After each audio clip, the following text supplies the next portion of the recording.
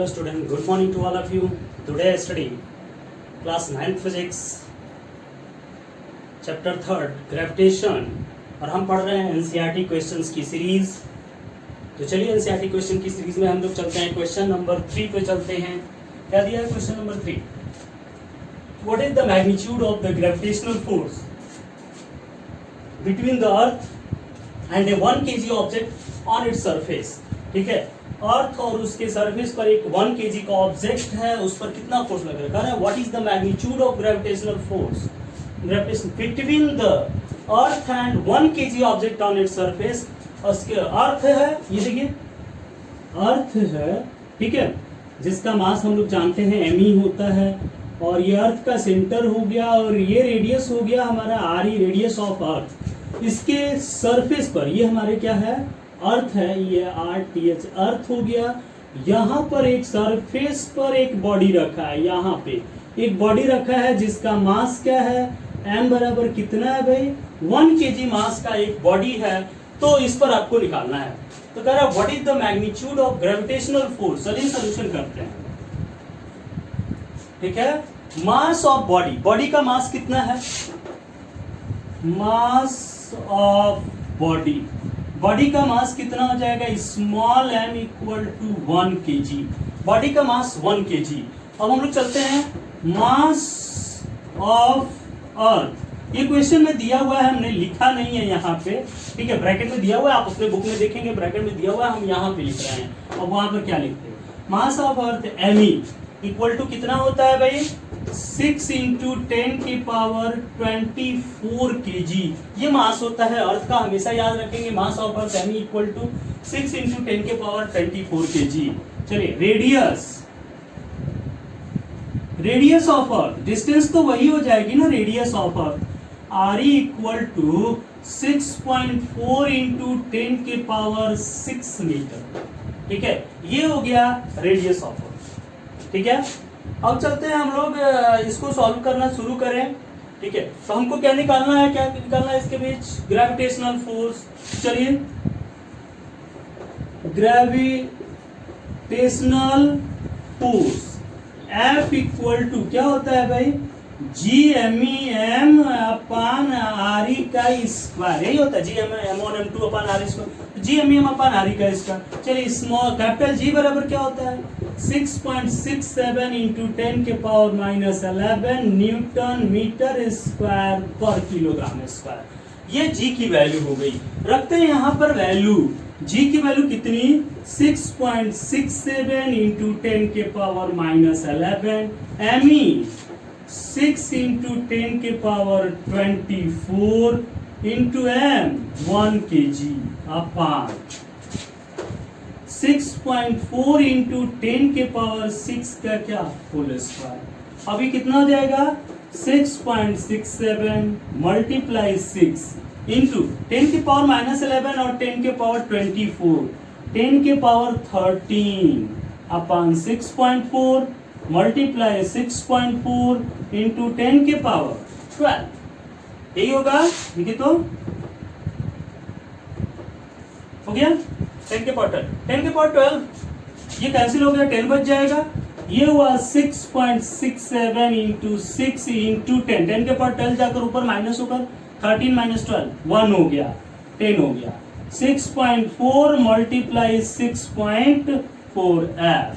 ठीक है, अब इसकी वैल्यू निकाल लेंगे हम लोग, कितना आएगा? डिवाइड करेंगे, देखिए 6.4 लगभग ये कैंसिल हो गया, ये थोड़ा सा कम है, ये थोड़ा सा अधिक, ये थोड़ा सा इससे कम आएगा। 9.81 डिवाइड करिएगा, ठीक है, यानी क्या आया? F equal to 9.81 newton. ये हुआ हमारा क्या आंसर। ठीक है, आया समझ में? तो ये था आपका क्वेश्चन नंबर 3।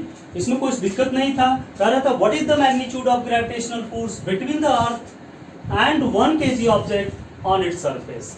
सब कुछ हमने लिखा, ये आपको याद होना चाहिए, वैसे क्वेश्चन में गिवन रहता है। ठीक है, फार्मूले पर रखे, इसको आप सॉल्व करेंगे। F इक्वल टू 9.81 न्यूटन, इसको आप थोड़ा सा सॉल्व कर लीजिए। ठीक है, या स्क्रीनशॉट ले लीजिए स्क्रीनशॉट। हो गया, बता दें।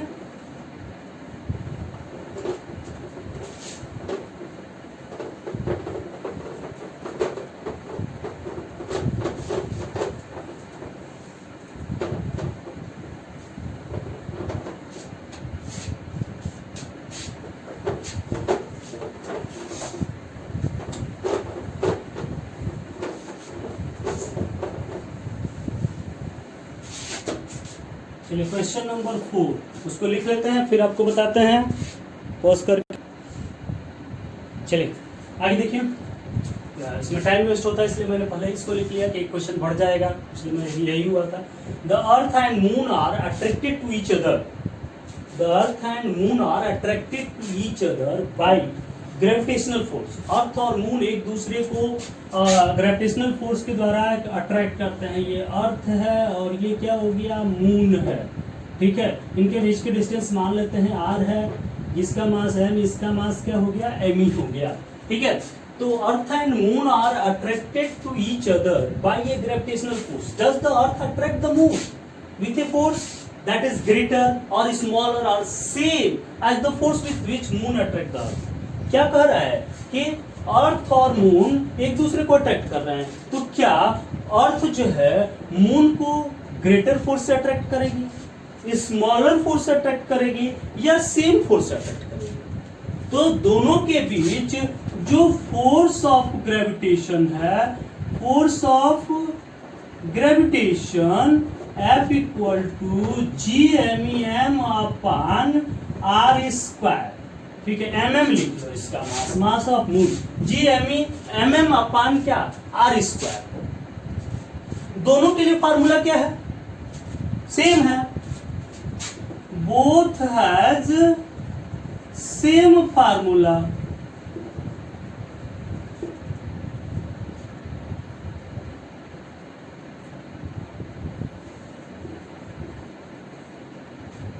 ठीक है, बोथ है same formula for calculating force, ठीक है। तो दोनों के लिए फार्मूला क्या है, एक ही फार्मूला है, तो फोर्स ऑफ ग्रेविटेशन क्या होगा, सेम होगा। So force of gravitation is same, ठीक है। जितने फोर्स से मून अर्थ को अट्रैक्ट करेगी उतने ही फोर्स से अर्थ भी मून को क्या करेगी, अट्रैक्ट करेगी। समझ में आया कि नहीं? तो इसमें कोई अंतर नहीं होगा क्योंकि दोनों के बीच फार्मूला, दो बॉडीज के बीच फोर्स लग रहा है Gm1 m2, डिस्टेंस भी दोनों के बीच की सेम है, दोनों का मास का मल्टीप्लीकेशन भी सेम है, तो फोर्स उसी फोर्स से अट्रैक्ट करती है। वही क्वेश्चन वैसा ही थोड़ा सा पांचवा है। पांचवा क्या कह रहा है, if the moon attract the अर्थ, अगर मून अर्थ को अट्रैक्ट करेगी, why does earth not move towards the moon? क्यों अर्थ मून की तरफ क्यों नहीं जाती? अट्रैक्ट कर रहा है तो अर्थ को मून की तरफ जाना चाहिए। मून अर्थ की तरफ आता है, मून अर्थ के चारों तरफ चक्कर लगाता है, अर्थ मून के चारों तरफ चक्कर नहीं लगाती। क्यों ऐसा, व्हाई, क्या रीजन है? जबकि यहाँ पर हम देख रहे हैं कि सेम ही फोर्स एक दूसरे को अट्रैक्ट कर रही है, ठीक है। तो इसका रीजन क्या है कि अर्थ ये कह रहा है if the moon attract the earth, why does not earth move towards the moon? तो क्या लिखेंगे, यहीं से लिख लेते हैं, earth does not move towards the earth, ठीक है। ये तो यहीं तक हो गया, earth does not move towards the moon, earth नहीं, मून है ना, ठीक है। Earth does not move towards the moon because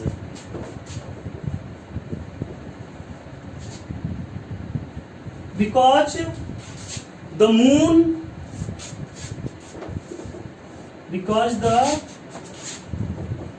mass of moon, because the mass of moon is very small, is very small as compared to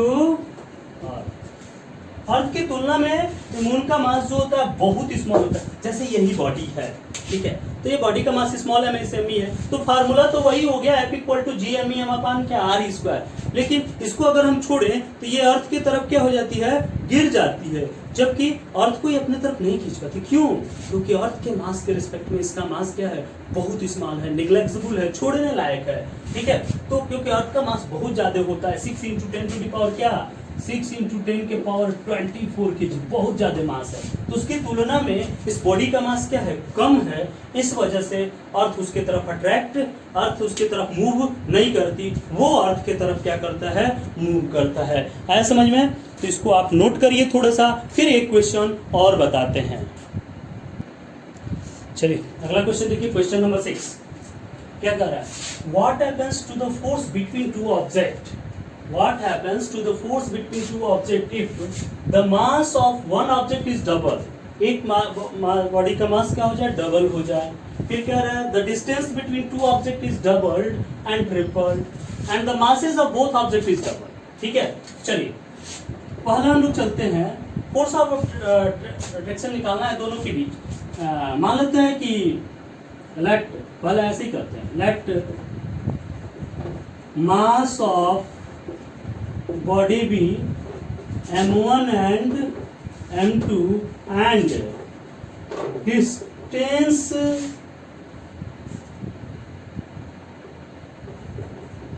between them r, उनके बीच की distance क्या है, r है। ठीक है, चलिए पहले चलते हैं। Then force F equal to G m1 m2 upon क्या, r स्क्वायर। क्या कर रहा है, m1 dash equal to 2m1, मास क्या किया जा रहा है, डबल वन का। ठीक है, m1 dash equal to 2m1, then force F dash equal to G m1 की जगह पे 2m1 इंटू m2 अपन क्या, r square. F dash equal to 2G m1 m2 upon क्या, r square. F dash equal to क्या हो गया, 2F। ठीक है, यानी क्या हो जाएगा, force between two object will be doubled, force between two object will be double. ठीक है, दोनों में इसके बीच फोर्स जो होगा वो क्या हो जाएगा, डबल हो जाएगा। चलिए दूसरा पार्ट करते हैं इसका। ठीक है, इसको इक्वेशन नंबर 1 मान लेते हैं। ठीक, चलो अब क्या होगा, the distance between two object is double and triple. ठीक है,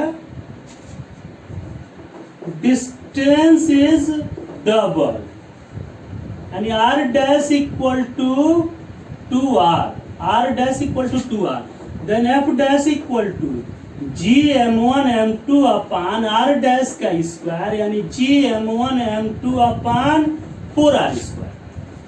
ठीक है, 4r स्क्वायर, r डैश का स्क्वायर यानी क्या हो जाएगा, 4r स्क्वायर। ठीक है, from equation 1 f dash equal to, ये देखिए g m1 m2 upon r square equal to तो f है, f डैश इक्वल टू क्या हो गया, f बाई 4। ठीक है, देन फोर्स इज 1/4। ठीक है, 1/4, फोर्स क्या हो गया, 1/4 हो गया। चलिए अब करते हैं, when डिस्टेंस ट्रिपल्ड, डिस्टेंस को क्या कर रहा है, ट्रिपल कर रहा है। ट्रिपल करेंगे यानी r dash equal to 3r, r dash equal to 3r, तो क्या हो जाएगा, f dash equal to g m1 m2 upon r dash का square, g m1 m2 upon 9r square. ठीक है, 9r, 3r का स्क्वायर 9r स्क्वायर। तो from equation 1 से क्या हो जाएगा, f dash equal to f upon 9 यानी द फोर्स इज 1/9। ठीक है, ये हो गया दूसरा पार्ट इसका, दिख रहा है ना, ये दूसरा पार्ट हो गया। चलिए तीसरा part, the mass of both object is double, mass of both object is double, दोनों ऑब्जेक्ट के मास डबल हो, यानी क्या, m1 dash equal to 2m1, m2 dash equal to 2m2। ठीक है, तो क्या हो जाएगा, f dash equal to g m1 dash m2 dash upon r square, तो g 2m1 into 2m1 upon r square यानी 4gm1 m2 upon r square यानी ठीक है, यानी फोर्स बिकम 4 टाइम्स। ठीक है, फोर्स जो होगा वो क्या हो जाएगा, 4 टाइम्स हो जाएगा, 4 गुना हो जाएगा। समझ में आया कि नहीं आया? ठीक है, दोनों का मास कह रहा था डबल, तो 2 2 जा 4 टाइम्स हो जाएगा फोर्स। ठीक है, तो इसको आप सॉल्व कर लीजिए, स्क्रीनशॉट ले लीजिए।